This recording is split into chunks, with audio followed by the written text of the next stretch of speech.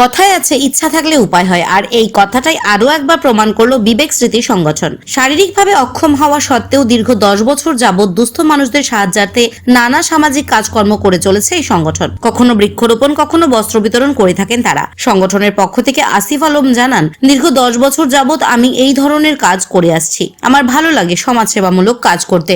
আগামী দিনেও এরকম কাজে নিযুক্ত থাকবেন বলেও জানান তিনি। শারীরিকভাবে অক্ষম হয়েও সমাজসেবামূলক কাজ করে সমাজের কাছে এক দৃষ্টান্তমূলক নজির সৃষ্টি করছে এই বিবেক স্মৃতি সংগঠন।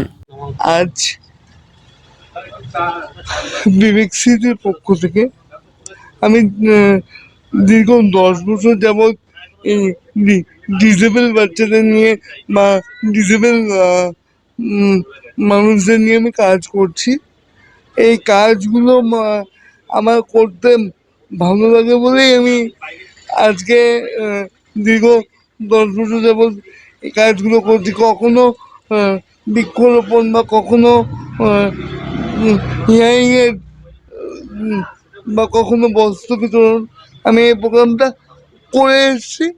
আমি আগামীতেও করতে চাই এবং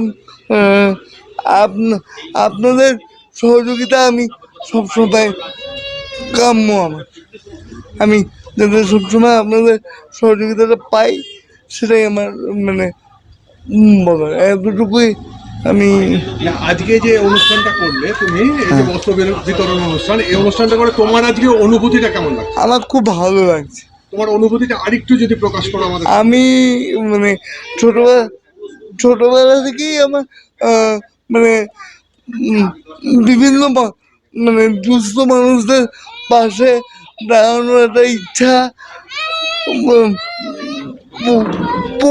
প্রকটভাবে ছিল।